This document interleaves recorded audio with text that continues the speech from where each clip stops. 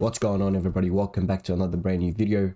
In today's video, I'm going to be going through a trade that I personally took on Tuesday, the 21st of October 2025. So let's get right into the video. Now, the first thing that I'll always be looking for before even trying to look for a trade or execute a trade is a sweep of buy side or a sell side liquidity level.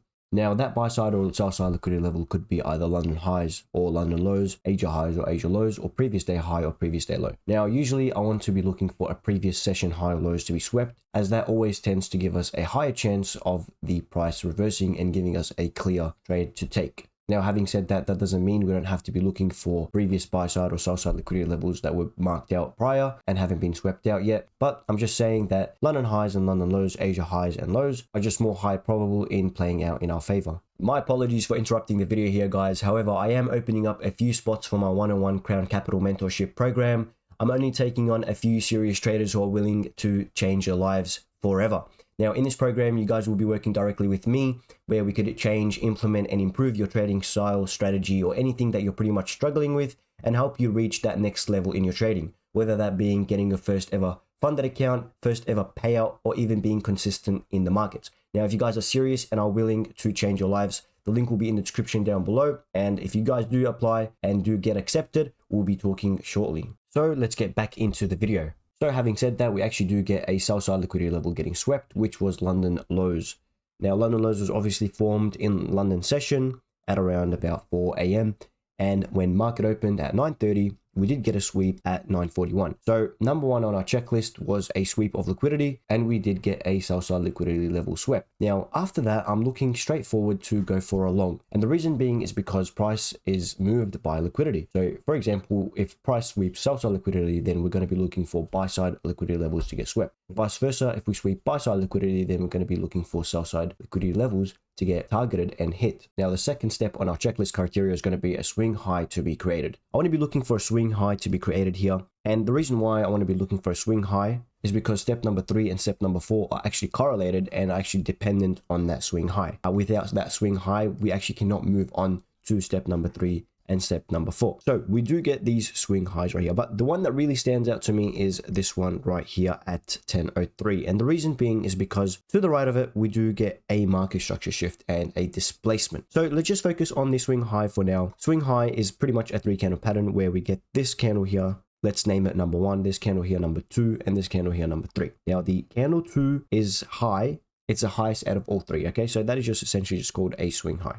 So we do get this swing high right here at 10.03. So the next thing that I'm looking for after seeing that swing high is going to be a market structure shift and a displacement to the upside. So looking right here at this candle at 10.05, we do get this market structure shift and displacement to the upside. Now you might be wondering, what is a market structure shift? A market structure shift is pretty much, see this candle right here at 10.05, and you see the swing high right here at 10.03. Pretty much this 10.05 candle closed above, as you can see, closed above this swing high right here at 10.03. That is just called a market structure shift. Now, a displacement is within that market structure shift. Price displaces to the upside. Think of a displacement as a massive shot up to the upside, but with a strong up close candle for a bullish example right here. And for a bearish example, it's obviously going to be a strong shot to the downside with a strong close below a swing low. But let's focus just on this scenario. Now, we do get this beautiful displacement to the upside. Now, again, price is willing to seek higher prices just because it showed me this setup right here.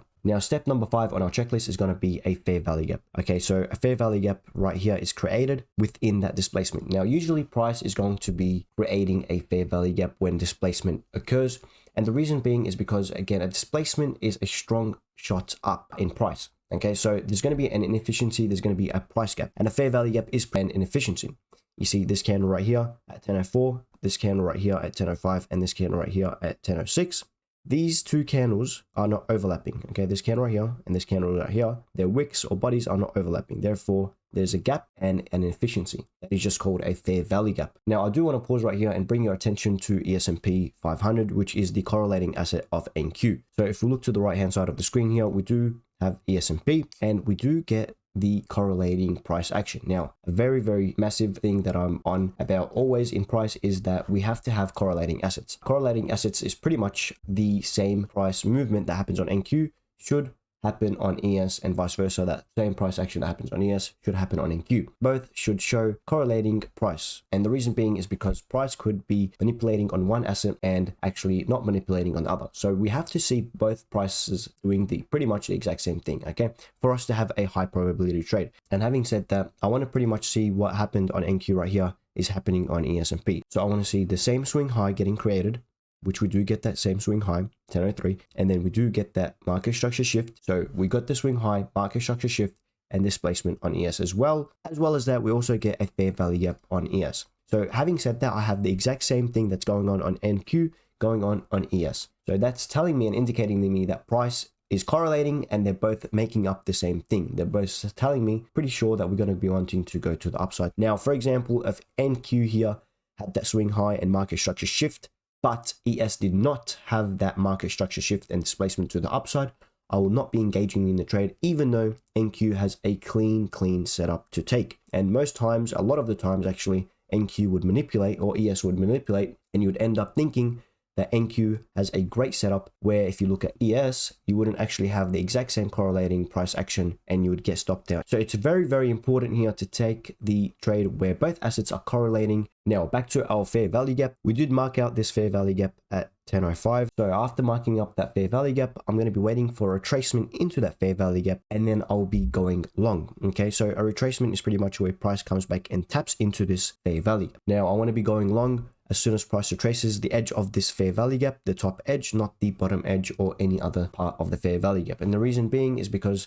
simply price might come, tap the edge of this fair value gap and reverse to the upside and keep on going up to your targets. And you do not want to be missing out on the trade. All right, so as soon as price retraces into the edge of the fair value gap, we are in the trade. I'm putting my limit order there. So as soon as price retraces, I am filled in straight away. Okay, now where is my stop loss going to go? A very important thing to know every single time before you even execute a trade is know where your stop loss is going to be and where your take profit margins are going to be. So in this scenario, I'm going to be placing my stop loss below these two swing lows right here, risking about 26 handles. Now coming to risk, you do not want to be risking more than 30 handles per trade. Now for my take profit points, first take profit, I'm obviously going to be having this swing high right here, the lowest hanging fruit. Obviously this minor buy side liquidity level, which is considered to also be a swing high. So that is going to be my take profit one. Now I do want to talk about how we're also going to be looking at ES and NQ and where I could take profits on NQ whilst looking at ES. So if we zoom out right here on ES&P 500, to the right of us, we do have London highs as well right here that were created at 801. And if you look very closely, we do have actually 3 equal highs. Now, usually when we have 2 equal highs, that is already a massive draw on liquidity, but we have literally 1, 2, 3 equal highs, and it's also a London high. So very likely, very high chance that price is going to come and sweep these highs out. And absolutely, as we could see, price did sweep that level out, taking out London highs and obviously sweeping those 3 equal highs. So by looking at ES, I could definitely see that price is going to be definitely magnet to these 3 equal highs. So as soon as price rallies up at around 1022, price takes out those 3 equal highs on ES, I am out of the trade fully. As we could see, price does sweep those 3 equal highs and then reverses all the way down. Okay, so it's a very important thing to note to take out your profits as soon as the objective on the other asset has been swept or taken out. Now, something that I also do want to mention to you guys is that this trade was obviously taken inside of the first AM macro, which starts from 9:45 all the way to 10:15. Okay, very important to take the trades inside of the first AM macro or the second AM macro. Second AM macro being from 10:45 all the way to 11:15. These are 2 30-minute intervals where price has a higher chance of making a run to key target levels, such as these 3 equal highs right here. Now, I do get a lot of questions on my Discord and also on my YouTube channel saying what happens if we sweep sell side liquidity or a buy side liquidity level, and also if we do get a setup before the macro opens. I'm going to say you guys could absolutely take the trade and it will be a valid trade if you execute inside of the first or second AM macro. So let me put that in context here. Okay, so if we do get a sell side liquidity level swept and we get this setup hitting all outside of the first or second AM macro, but we get this retracement into the fair value gap within that 30-minute interval, you're more than welcome to take the trade and it will be considered to be an absolutely valid trade. Okay, so no matter when price is actually delivering the setup, as soon as price is executed inside of the first or second AM macro, you're going to have yourself a valid trade. There you guys have it, the 2022 ICT silver bullet model. Now, if you guys do have any questions, let me know in the comment section down below. and I'll be sure to get back to them within the next 24 hours or less. Now, I also do have a VIP top trading floor server where you guys could literally come in and take the exact same trades as I take daily. After every trade I take, whether it's a win or a loss, I do a quick trade recap on my Telegram. Also, the link will be in the description for that as well. So if you guys do wish to join either the VIP top trading floor Discord server or the Telegram, both links will be in the description down below. Having said that, guys, love and appreciate each and every one of you guys. Until the next time, peace.